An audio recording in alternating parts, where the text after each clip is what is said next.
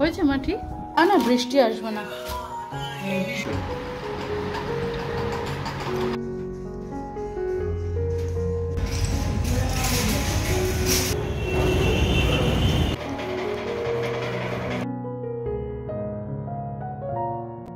Hello everyone, good morning, welcome back to my channel.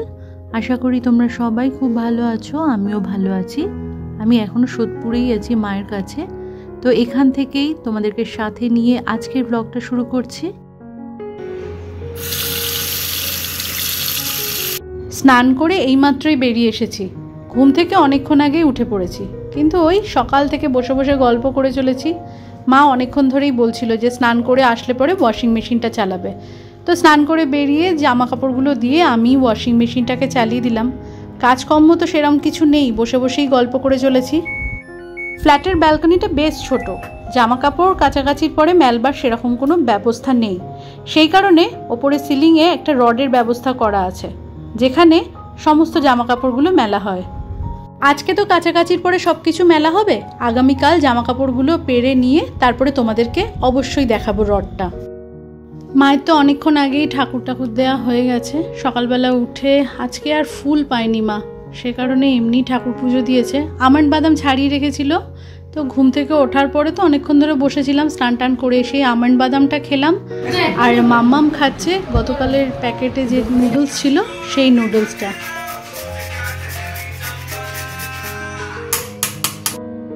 গানের আওয়াজ পাচ্ছ?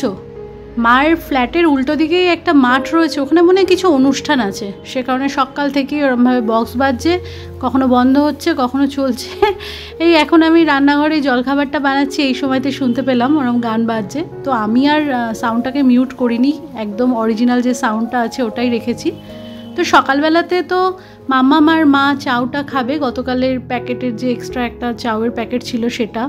আর আমি নিজের জন্য একটু সুজি দিয়ে দই দিয়ে অল্প একটু গাজর ছিল সেটা গ্রেট করে নিয়ে কাঁচা লঙ্কা পেঁয়াজ দিয়ে একটা মোটা করে উত্তাপাম বানিয়ে নিচ্ছি। আর সুজির এরকম উত্তাপাম বানানো মানে খেলে পরে সকালবেলাতে বেশ অনেকক্ষণ পেটটা ভর্তি থাকে। আমরা এসেছি বলে মা তালের বড়া, তাল ক্ষীর সব কিছুই বানিয়েছে। তো সেই সকালবেলাতে একটুখানি তালের বড়া খাবো আর উত্তাপাম খাবো একটা, ব্যাস এটা দিয়ে আমাদের জলখাবার আজকে কমপ্লিট। আমাদের না, শুধু আমার। তারপরে তো পার্টি হলো, এই যে আমরা 19 তারিখে আমরা বন্ধুদের বাড়িতে গেলাম। মনে হচ্ছে 7 তারিখ আমার জন্মদিন। বসে বসে এখানে গল্প করছি।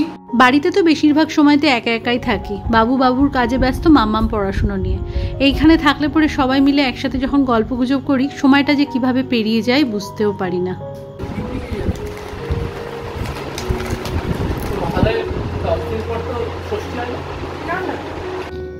এটা প্রায় অনেকটা বেলাতে, আমরা সকাল 10:30 11টা থেকে গল্প করে করেই কাটিয়ে দিলাম। পুজোর গল্প, পুজোয় কোথায় ঘুরতে যাব, খাওয়া দাওয়া, সমস্ত রকম গল্প। আর এই যে দুপুরের রান্না বান্না, খাওয়া দাওয়া কমপ্লিট হয়ে গেল। দুপুরে খাওয়া দাওয়ার পরে রেস্ট নিয়েছিলাম। এটা সোজা বিকালবেলাতে চলে এসেছি, 5টা 5:30 মতো বাজে। দুপুরে ইলিশ মাছের ঝোল আর ভাত খেয়ে টানা অনেকক্ষণ ঘুম দিয়েছি। এবার একটুখানি মনটা চা চা করছে। মার তো অলরেডি জামাকাপড় ছেড়ে সন্ধে লাগানো হয়ে গেছে। একটা কিছু প্লেটের মধ্যে নিয়েছো মা? প্লেটের মধ্যে বিস্কিট। কি বিস্কিট?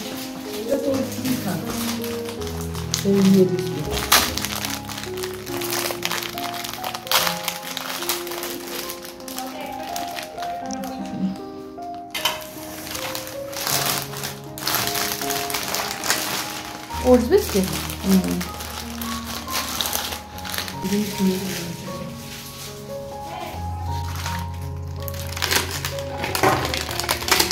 রেডি। আমি ওই ক্রিম ক্র্যাকার বিস্কুটই আমার ভালো। চল আমি তাই নিয়ে ঘরে যাচ্ছি।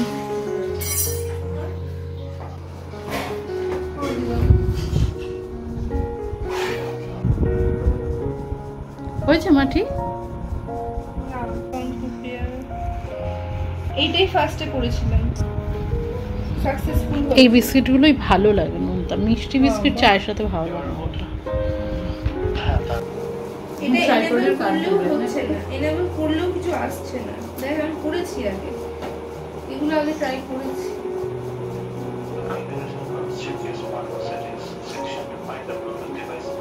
ফোনে তোমরা ওদিকে আরেকটা গলার আওয়াজ শুনতে পাচ্ছ, ওটা আমার ভাই। তো ভাইয়ের সাথেই মামাম ফোনের মধ্যে ওর নিজের দরকারি কিছু কথাবার্তা আলোচনা করছে। আর এই সময়টাতে তো আমাদের এখানে বিকেল 5:30, আর ভাইয়ের ওখানে বোধহয় সকাল 8টা কি 8:30 বাজে। ও বেরিয়ে নিজের ল্যাবে যাচ্ছিল নিজের কাজে, তো সেই সময়তেই ওর সাথে কথাবার্তা বলছে। আরো বড়, আরো সরু সরু তো কেন সরু সরু? মোটা আছে। মার একটু বাজার থেকে আলু পেঁয়াজ আনার দরকার ছিল, তো আমি এখানে ব্লিঙ্কিট থেকে অর্ডার করে দিয়েছিলাম। ডেলিভারি এই মাত্রই দিয়ে গেল। ইন্ডিয়া গেট বাসমতি রাইসের 1 কেজি একটা প্যাকেট, 1 কেজি চন্দ্রমুখী আলু আর 1.5 কেজি মতো পেঁয়াজ। বাড়ির কাছেই বাজার, তবুও ব্লিঙ্কিটে অর্ডার করলে 5 মিনিটের মধ্যেই বাড়িতে এসে ডেলিভারি দিয়ে গেল। বাজারে গিয়ে এই ভারী জিনিসগুলো তো মাকেই টেনে আনতে লাগে। দামের সেরকম কোনো ফারাক নেই, আর ঘরে বসেই যখন 5 মিনিটের মধ্যে জিনিসটা পাওয়া যায়, তখন এরকম ব্লিঙ্কিট থেকে জিনিসপত্র নেওয়াটাই ভালো। এখন এখানে তো বানাবেই না, আর ইচ্ছা হচ্ছিল না সবার জন্য একটু নিয়ে আসবে, একটা বোতল করলাম, আচ্ছা সবার জন্য একটু খাবার নিবো। আজকে যদি সময় থাকতো থাকলে তাহলে আমি প্রচুর নিয়ে আসতাম। হ্যাঁ জানি, তাই করি সেগুলো নিয়ে আসি। তারপরে ওটা খেজুর দিয়ে করেছি। এটা তুমি বানিয়েছো? হ্যাঁ, সব মানে তোকে দিয়ে নিত। আমি নিচ্ছি মামা, আমি খাবো হ্যাঁ, আমি নিচ্ছি। কেমন লাগে না লাগে। এই সময়তে আমরা মামার বাড়িতে রয়েছি, ফ্ল্যাটের উল্টো দিকেই তো মামার বাড়ি আমি বলেছি। তো জামা কাপড় পরে বেরিয়েছি, একটু মার্কেটে তো যাবোই, তার আগে মামার বাড়িতে হয়ে তখন গেলাম। তো সেজো মামা সেজো মামি মা ওই দিককার সোফায় বসেছে, আর আমার সামনে মেজো মামা আর মেজো মামি রয়েছে। এপাশের দিকে আমি আর মাম্মাম বসে আছি। তো মামা এই স্ন্যাক্সগুলো কিনে নিয়ে এসেছে বাজার থেকে, আর মামি বাড়িতে এই ধনেপাতার চাটনি আর খেজুর পাকা তেঁতুলের চাটনিটা বানিয়েছে।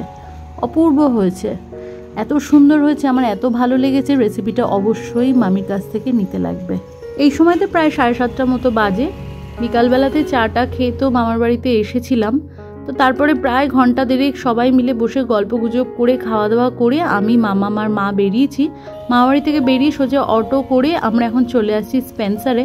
স্পেন্সার থেকে কিছু গ্রসারি আইটেম নেওয়া আছে, টুকটাক কিছু দরকারি জিনিস কিনতে হবে। তারপরে ওখান থেকে প্যান্টালুন্সে যাব, তারপরেই বাড়িতে ফিরবো। আজকে ভিড় অনেকটাই কম আছে না। অটো থেকে নেমে বিটি রোডের মুখে ওখানেই স্পেন্সার আছে। তো প্রথমেই চলে এসেছি স্পেন্সারে। তো এখানে যে ফ্রুটসের কাউন্টার আছে ওখানে রয়েছি। 3-4টে মতো অ্যাভোকাডো ওখান থেকে কেনা হয়েছে।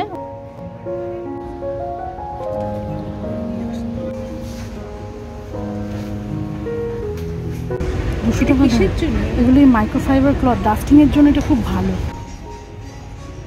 এইটা বেরোবে তারপরে।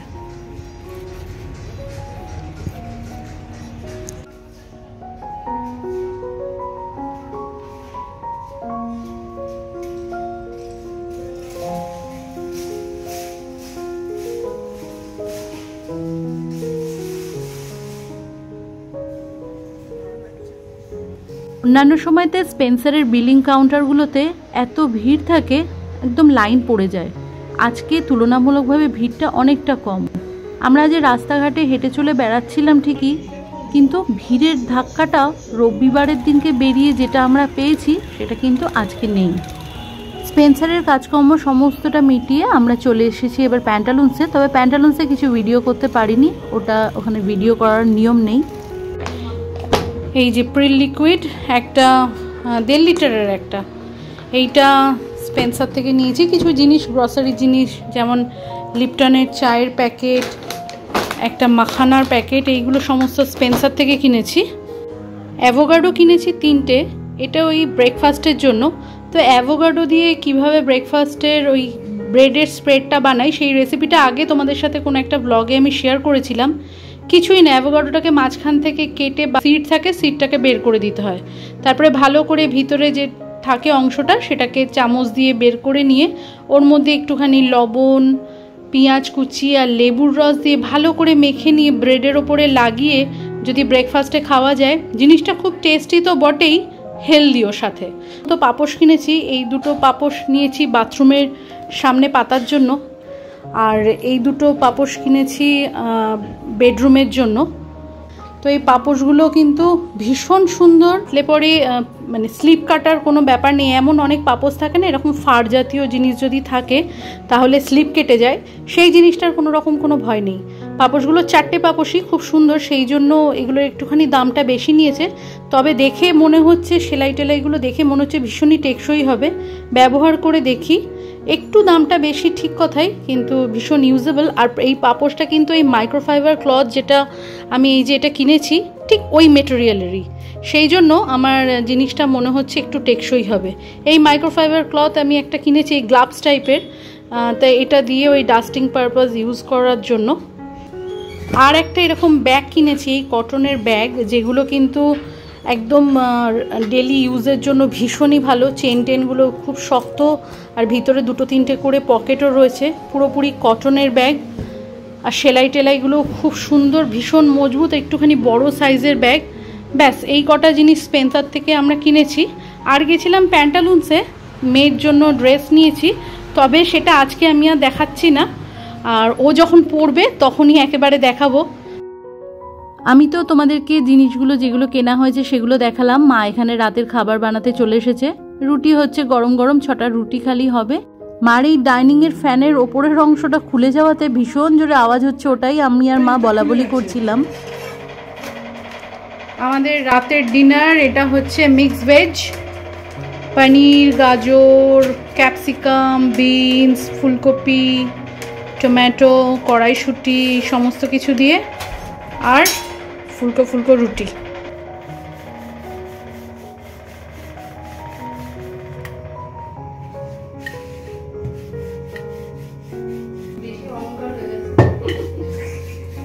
বেশি অহংকার হয়ে গেছে বলে ফুললো না, বলিনি।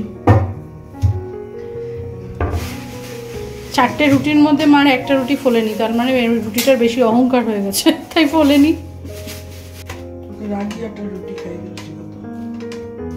রাগিয়াটার ঠিক আছে, একদিন খাবো রাগিয়াটার রুটি।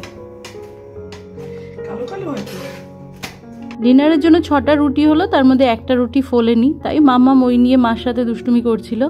আর হেঁটে হেঁটে পায়ে ব্যথা, বরফ শেক করছি। আর আজকের ভিডিওটা এখানেই শেষ করলাম। তোমরা ভালো থেকো, সুস্থ থেকো, দেখা হচ্ছে নেক্সট ব্লগে। ততক্ষণের জন্য টাটা, গুড নাইট।